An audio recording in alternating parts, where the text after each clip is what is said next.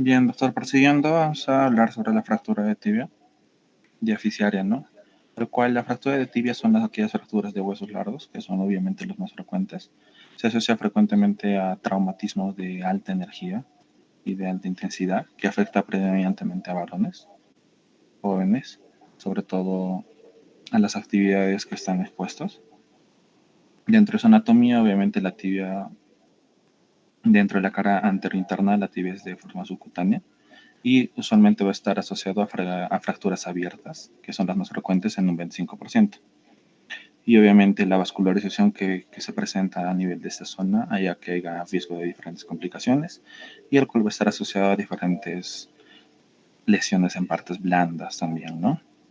La evaluación netamente va a ser extractivo, al igual que también debe estar asociándose a un examen tanto neurovascular, el cual nos va a ayudar a permitir que podamos evitar diferentes complicaciones como las diferentes lesiones tanto vasculares y sobre todo prevenir el síndrome compartimental.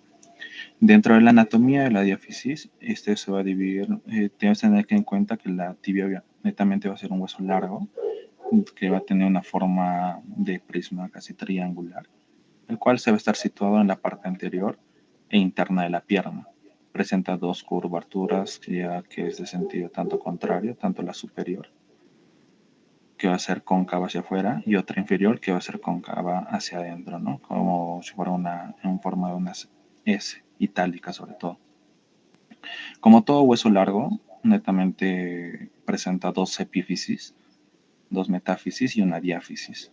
La epífisis proximal participa sobre todo en la articulación de la rodilla, relacionándose netamente con el fémur, mientras que la epífisis distal comparte la articulación del tobillo con la epífisis distal del peroné, ¿no? En tal sentido, el extremo superior va a estar relacionándose con la meseta tibial, el cuerpo de la tibia que es la diáfisis y la extremidad inferior articulándose netamente con la epífisis distal del peroné.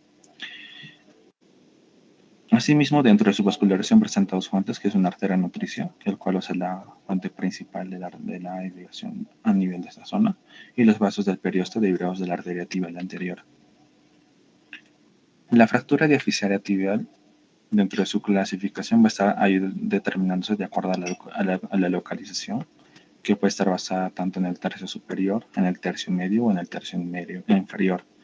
Otro también va a ser de acuerdo a su mecanismo, que puede ser de alta intensidad o de baja intensidad, o de alta energía o de baja energía, de tal forma que puede estar a determinarse de un golpe directo, un mecanismo indirecto, una torsión, cizallamiento, flexión o compresión, de acuerdo al tipo de actividad que se esté desarrollando y de acuerdo a la anatomía del rasgo, el cual pueden ser de forma transversales, que puede ser un rasgo único, pueden ser de forma oblicua, que va a ser rasgo doble, o espiroideas, de tal forma que pueden ser de forma conminuta, ¿no?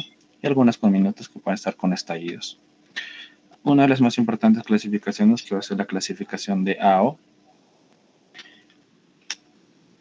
Esta clasificación de AO lo va a estar dividiendo tanto en A, en B y en C, dentro de los cuales va a tener diferentes proporciones, tanto en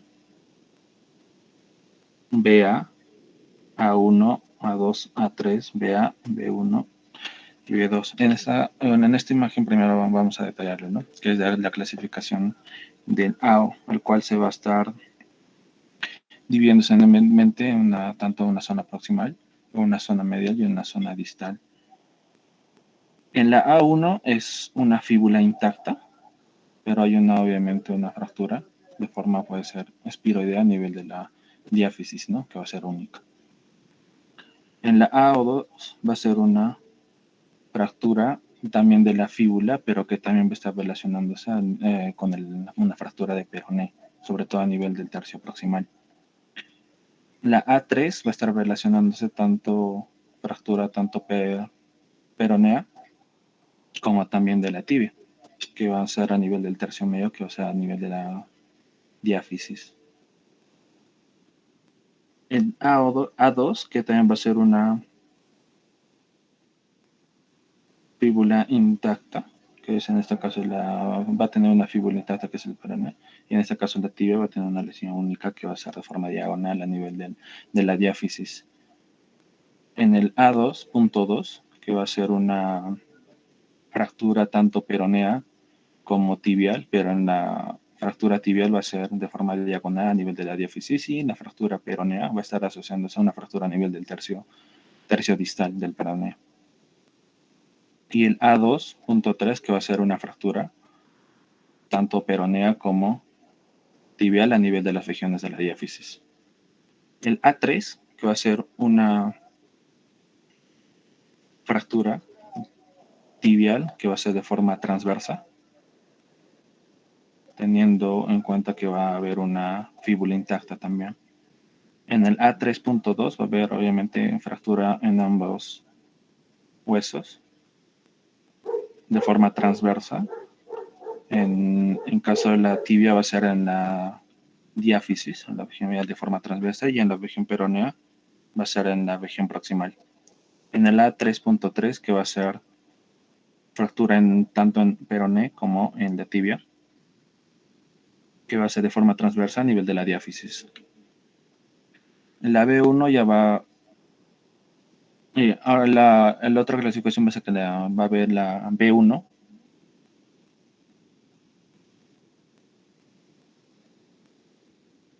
el cual va a haber una fíbula intacta también, pero en acá va a haber ya fractura en tres partes, ¿no? Que va a ser a nivel de la tibia, a nivel de la diáfisis, ¿no? Igual que en la B1.2, que va a haber, que ya va a estar asociándose con una fractura peronea, pero a nivel de la región proximal, y con una fractura tibia en tres porciones, ¿no? En la B1.3 va a estar asociándose a una fractura peronea a nivel de la región diaficiaria, y en la región tibial va a ser fractura diaficiaria en tres porciones. De igual forma, en la B2 va a tener una fíbula intacta y fractura diaficiaria a nivel de la región de la tibia, también en tres porciones. En la B2 va a haber una fractura de peronea a nivel de la región proximal que va a estar asociándose. Y en la clasificación B2.3, la fractura peronea va a estar asociándose en la región diaficiaria.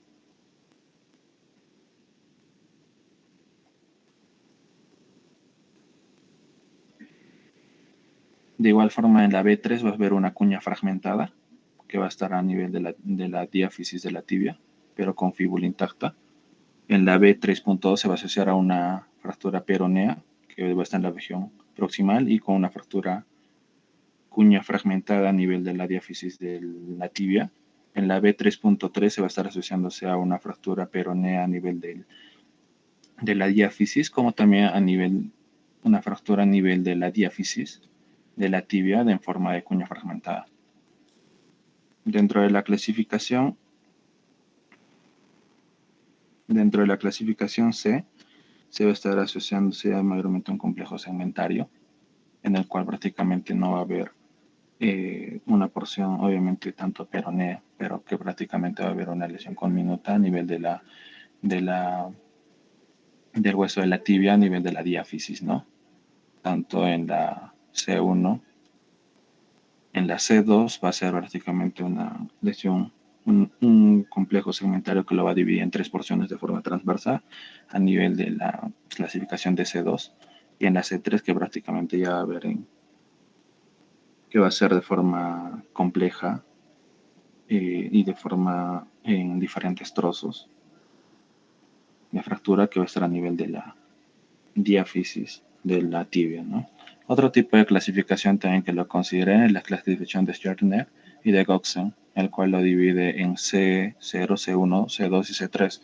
La C0 va a estar asociándose a fracturas de configuración simple, sino con poco daño de los tejidos blandos. La C1 se va a estar asociándose a fracturas tanto de configuración de simple a moderada, el cual va a presentar abrasiones superficiales a nivel de la piel. La C2 va a estar asociando a fracturas de configuración de tipo moderada, el cual prácticamente puede estar asociado a contaminación profunda de la piel, o en el mayor de los casos a una contusión muscular.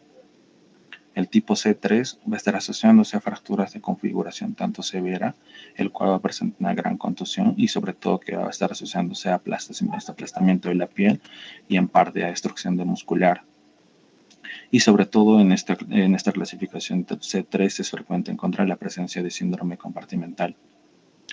Hay otra clasificación, que es la clasificación de Lis, que propone en una clasificación tanto ligera, moderada y severa.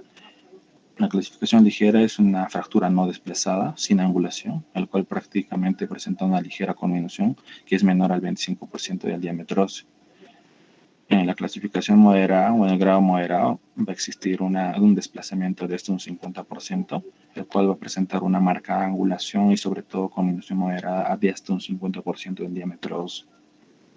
En el grado severo va a presentar un gran desplazamiento, una angulación severa y una gran conminución generalmente mayor al 50% del diámetro óseo. Dentro del diagnóstico por imagen, obviamente el primer examen de imagen que se le pide va a ser una radiografía simple, sobre todo antero-posterior, lateral, y en algunos casos se puede estar haciendo una proyección oblicua de la meseta tibial, en el cual vamos a observar el hundimiento y sobre todo el desplazamiento. En este caso ya sería para meseta tibial, ¿no? También podríamos pedirle un ataque, el cual obviamente nos va a ayudar a determinar los fragmentos de grado de hundimiento. Una resonancia magnética, obviamente que ya ven las lesiones meniscales y las ligamentosas, y en algunos casos la arteriografía, el cual se asocia a las alteraciones del pulso distales. Dentro del tratamiento, los objetivos principales, sobre todo a seguir en todo paciente que presente cualquier fractura cerradas a nivel de la diáfisis tibial, es sobre todo lograr una consolidación ósea, presentar y sobre todo tener una alineación aceptable de la fractura y sobre todo que haya un retorno a nivel funcional antes de la fractura. En este caso, uno de los primeros tratamientos cuando se indica un tratamiento conservador es cuando hay un daño mínimo, el cual va a estar asociado a partes blandas, que sea sobre todo una fractura estables, los cuales sean una angulación coronal menor a 5 grados, una angulación sagital menor a 10 grados y una rotación de menor de 5 grados y sobre todo que haya un acortamiento menor de 1 centímetro, ¿no? Y sobre todo la capacidad de rápido apoyo del peso con enyesado o en este caso método funcional. Usualmente también se va a estar asociando a analgésicos, sobre todo para calmar y disminuir el dolor y la inflamación de la pierna, la ferulización, el cual es en función de colocar sobre todo una férula para evitar que la fractura se desplace y sobre todo podríamos a controlar sobre todo el sangrado interno, ¿no? O en algunos casos se da la bota de yeso, el cual es la inmovilización netamente de la fractura con una bota, sobre todo para poder permitir la curación de la fractura en este caso, ¿no? El tratamiento quirúrgico usualmente es de forma muy discutida, pero uno usualmente va a presentar diferentes tipos de indicaciones, el cual va a estar asociándose a una fractura expuesta, que sea una fractura irreductible, que sea una fractura inestable, que haya desplazamiento, sobre todo que haya aquellos que presenten compromiso vascular, o en algunos casos que ya tengan un proceso patológico o antecedente, ¿no? Y en la mayoría de casos fractura conminatal cuando es de alta energía, ¿no?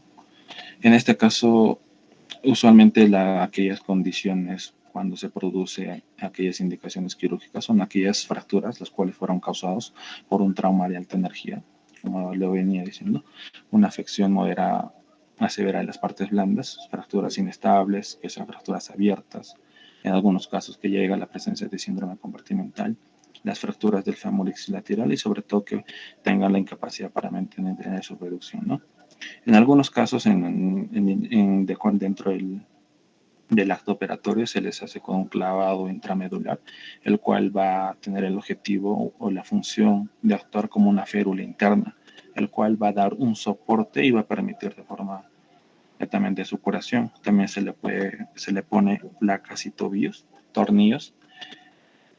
Usualmente cuando estas fracturas se van a extender netamente hasta las articulaciones, ¿no? Y usualmente se da la fijación externa, el cual va a consistir en la colocación de aquellos alambres y tornillos a nivel de la región de la diáfisis, los cuales obviamente van a atravesar tanto la piel y se van a unir de forma como en baba, ¿no? Un marco, de tal forma que va a poder estabilizar toda esta fractura, proporcionando de tal forma una mejor estabilidad para el proceso de consolidación que va a ser después, ¿no? Y las técnicas de osteosíntesis a nivel de las fracturas de la pierna va a ser el enclavado endomedular con clavo de Kutzker. En algunos casos se asocia, lo ponen unos clavos de Ender. También con algunos tornillos en aquellas que sean fracturas tanto oblicuas como espiroideas. Y también puede estar asociando dentro del acto operatorio con una placa de osteosíntesis, ¿no? Dentro de las complicaciones netamente que se van dentro del tratamiento quirúrgico puede estar asociándose a diferentes infecciones de heridas, la osteomielitis del foco de fractura, un retardo sobre todo de consolidación, sobre todo cuando están asociados a diferentes procesos patológicos como antecedente, una pseudoartrosis o una dehiscencia de la herida, ¿no? Bien, sería todo, doctor. Gracias. Muchísimas gracias, Brian. Hasta este momento, ¿alguna pregunta que tengan?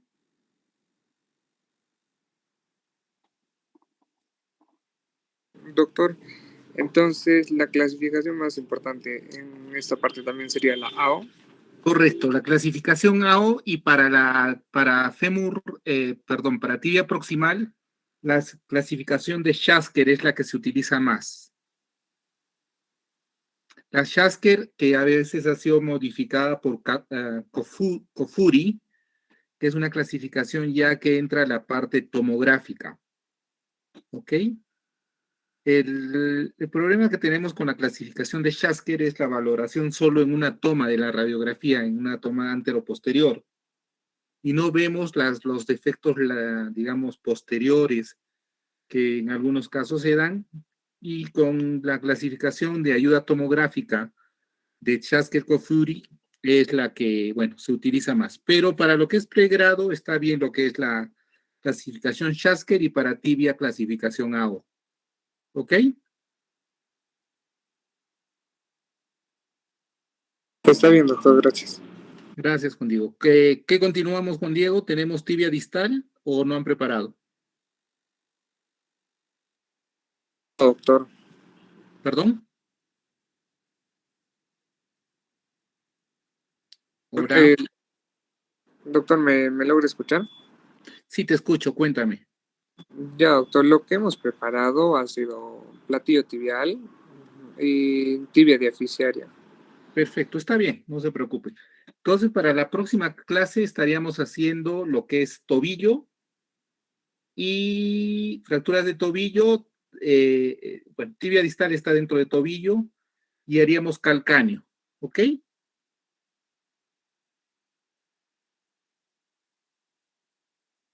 ¿Comprendido, Juan Diego? Sí, doctor. Ya, y se nos está acercando ya lo que es nuestro examen. El próximo examen va a ser similar al anterior examen, es decir, con muchos 20, no se preocupen. Es en relación a lo que es fracturas del miembro inferior. Juan Diego, ¿tienes algún informe, alguna información, disculpa, en relación a las prácticas hospitalarias? Doctor, oficial por la universidad no hay ninguna, pero por ejemplo, en cirugía general, el doctor Yasmani nos está haciendo ir al hospital regional y entramos a sala, 1 o 2 personas por cada cirugía que tiene. De la misma forma, en cirugía plástica, el doctor Torre nos está haciendo ir a su clínica, a su consultorio privado y también a la clínica O2, y nos está haciendo entrar de 1 o 2 personas por cada cirugía que tiene y también en consulta, ¿no? Y el doctor de cardiovascular, que es el doctor Egusquiza, también nos está haciendo ir a la clínica cuando le toca operar de forma particular, 1 o 2 por cada operación. Excelente, bueno, gracias por la información, Juan Diego. Entonces, no les quito mayor tiempo y nos estaríamos viendo el próximo miércoles, ¿ya? Está bien, doctor, gracias. Listo. Y con el grupo de práctica, nos estamos viendo en unas horitas con Dandy, creo. Dandy, ¿quién va Dandy? Se durmió Dandy. Doctor, vamos a ir Dandillo. Ya, perfecto, Brenda. Muy amable. Está Nos bien. vemos entonces 5:30, ¿ya? Cuídense, que tengan Gracias, una bonita doctor. tarde. Gracias, doctor. Gracias, doctor.